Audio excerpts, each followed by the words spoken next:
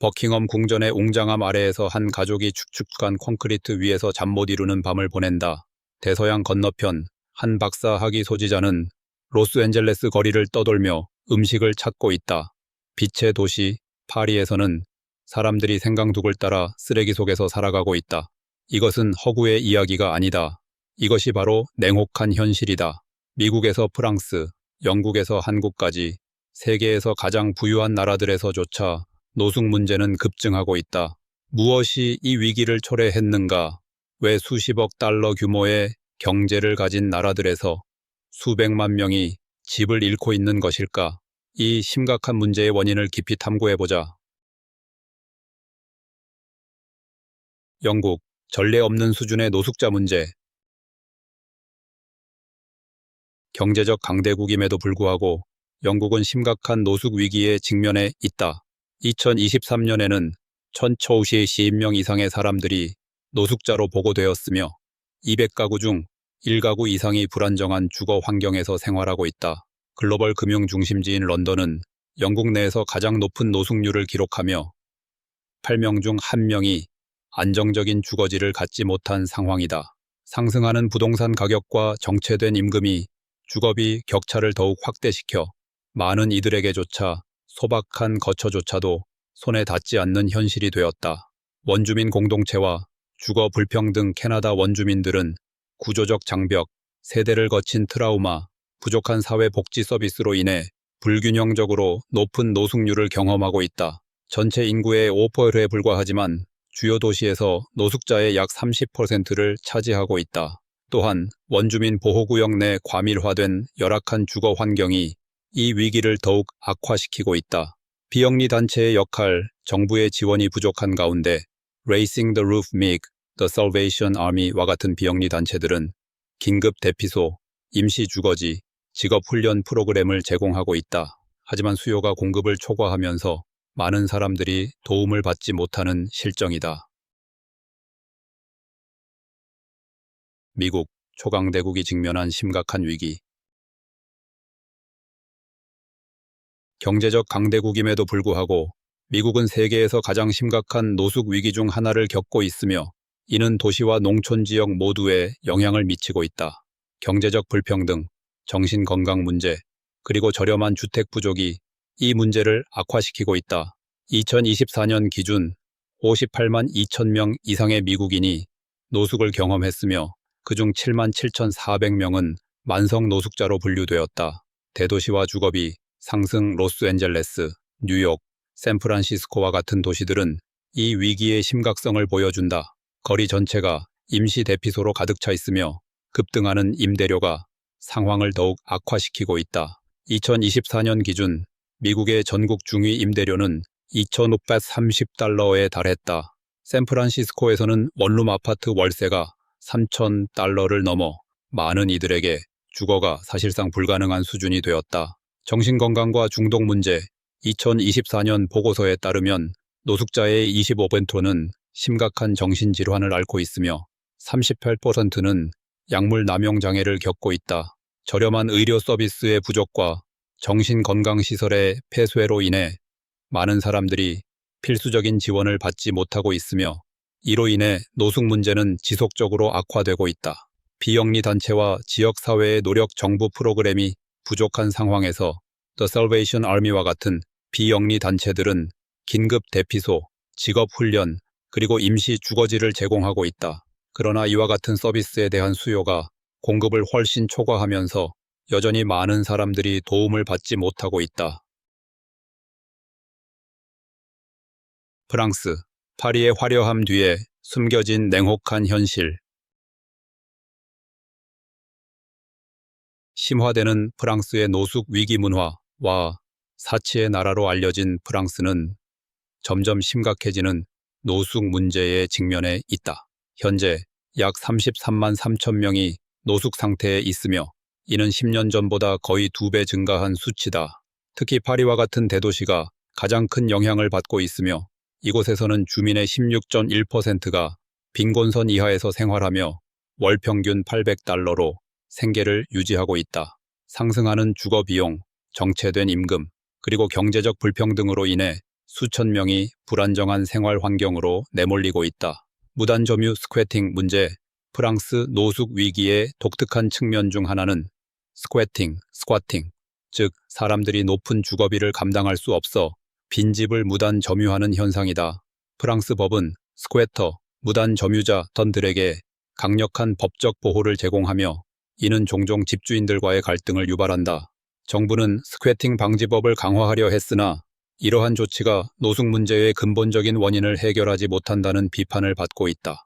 비영리 단체의 역할. 정부 지원이 부족한 가운데 비영리 단체들은 이동식 샤워 시설, 무료 세탁 서비스, 식사 배급, 긴급 대피소 제공 등의 필수적인 지원을 제공하고 있다. 하지만 노숙 인구 증가로 인해 이러한 자원도 한계에 부딪히고 있다. 아시아, 경제 성장에 가려진 악화되는 문제.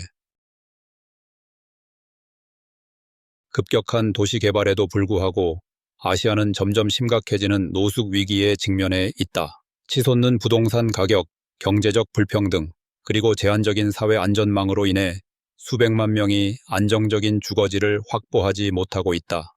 주요 도시에서는 생활비가 급등해 많은 노동 계층 시민들에게 감당하기 어려운 수준이 되었으며 엄격한 주거 정책과 사회적 낙인이 이 문제를 더욱 악화시키고 있다. 중국, 산업 성장과 가려진 노숙 문제.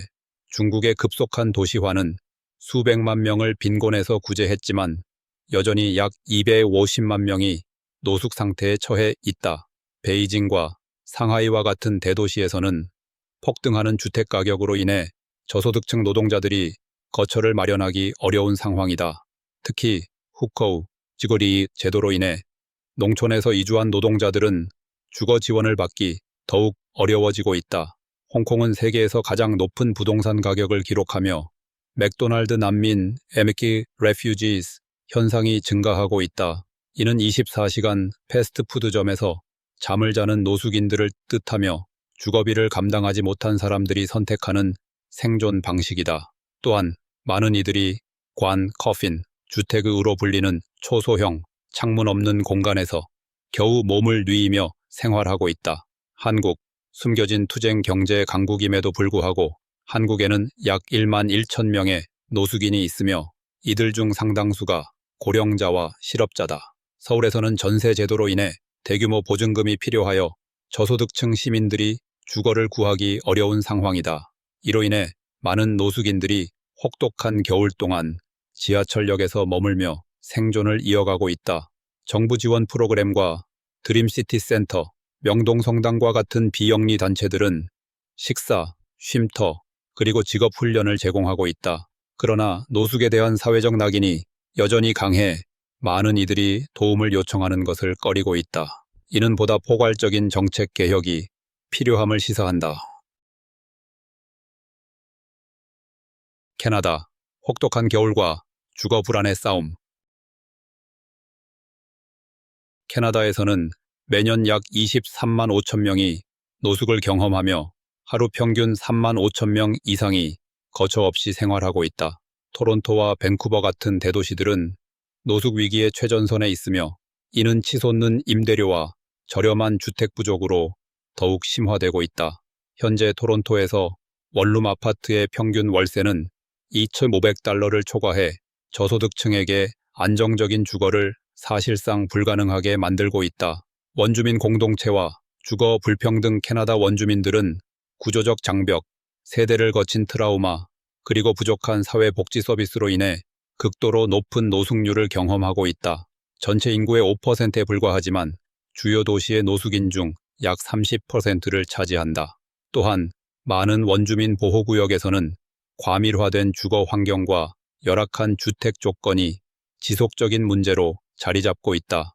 비영리 단체의 역할, Raising the Roof, The Salvation Army와 같은 비영리 단체들은 긴급 대피소, 임시 주거지, 그리고 직업 훈련 프로그램을 제공하고 있다. 그러나 이와 같은 서비스에 대한 수요는 공급을 훨씬 초과하고 있어 여전히 맛이 많은 사람들이 필수적인 지원을 받지 못하고 있다. 정부 정책과 도전 과제. 연방 정부는 내셔널 하우싱 스트래티지를 통해 2030년까지 10만 채의 저렴한 주택을 건설할 계획이다.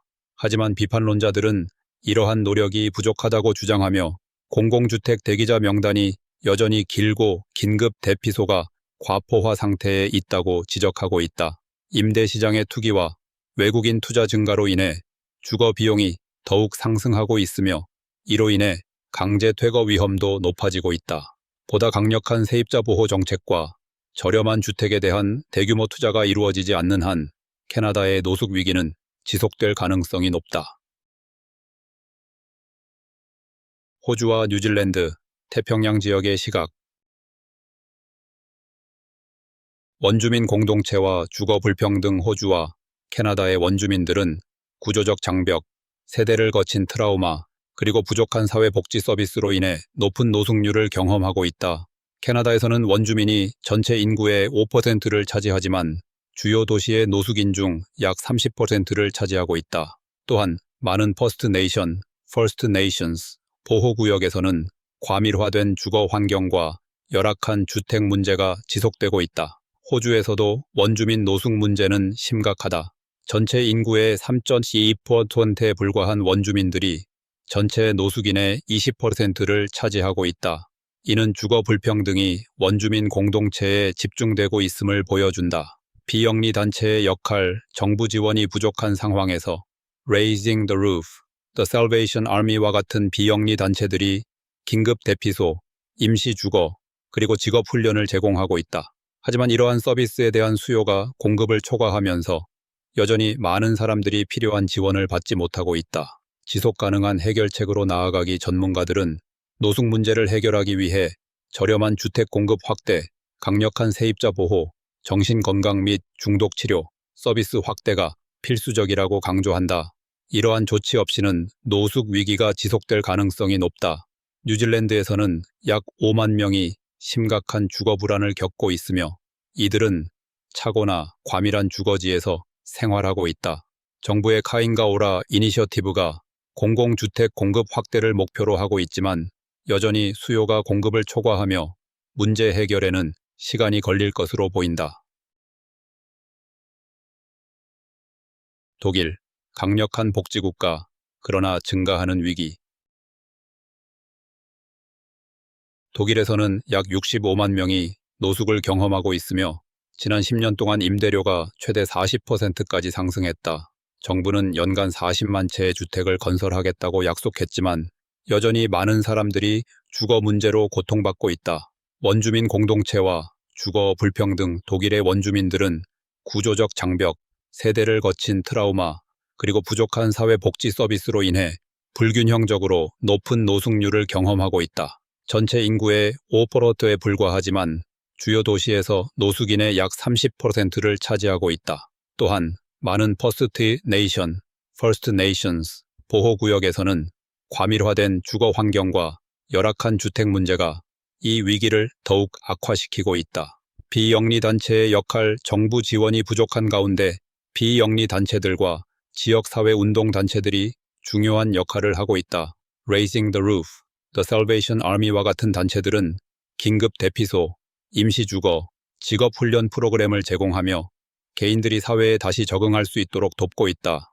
하지만 이러한 서비스의 수요가 공급을 초과하면서 여전히 많은 사람들이 필요한 지원을 받지 못하고 있다. 지속 가능한 해결책으로 나아가기. 전문가들은 독일의 노숙 문제를 해결하기 위해 장기적인 해결책이 필요하다고 주장하며 저렴한 주택에 대한 대규모 투자, 강력한 세입자 보호 정책, 정신건강 및 중독 치료 서비스 확대가 필수적이라고 강조한다. 이러한 조치 없이는 노숙의 악순환이 지속될 가능성이 높으며 매년 더 많은 사람들이 영향을 받을 것이다. 은퇴한 공장 노동자 클라우스는 연금이 급등하는 임대료를 감당하지 못해 노숙자가 되었다. 한편 난민 가족들은 안정적인 주거를 얻기 위해 수년에 걸친 대기 시간을 감수해야 하며 이는 사회복지 시스템에 추가적인 부담을 가중시키고 있다. 노숙 문제는 선진국과 개발도상국을 막론하고 지속적으로 발생하는 사회적 문제다. 정부와 비영리 단체들의 노력에도 불구하고 이 위기는 여전히 확산되고 있다. 여러분은 이 문제를 어떻게 해결해야 한다고 생각하시나요? 여러분의 의견을 댓글로 공유해 주세요.